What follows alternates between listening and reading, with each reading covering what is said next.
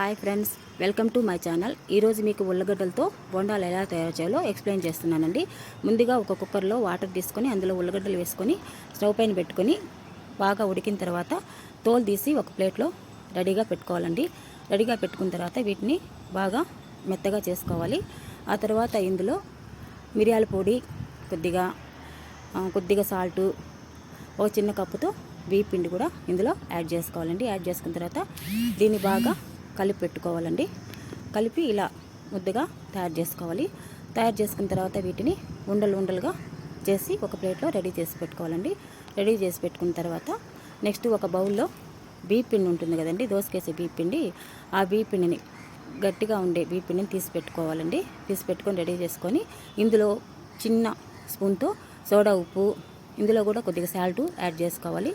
Add చేసుకున్న తర్వాత మనము స్టవ్ పైన బాండలు పెట్టుకోవాలండి. బాండలు పెట్టుకున్న తర్వాత అందులో ఆయిల్ పోసుకోవాలి.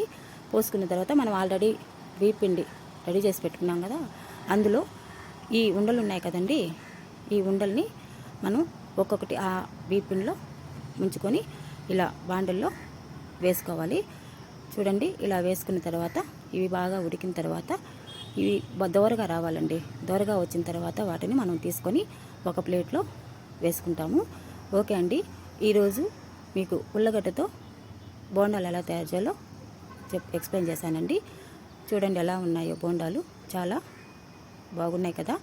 ఓకే అండి, ఇవి చిన్నపిల్లలకైతే ఆరోగ్యానికి మంచిది, మనకు కూడా మంచిది, ఎందుకంటే ఉల్లగడ్డ మిరియాలు ఉన్నాయి కదా ఇందులో, అందుకనేసి. ఓకే అండి, థ్యాంక్స్ ఫర్ వాచింగ్ అండి.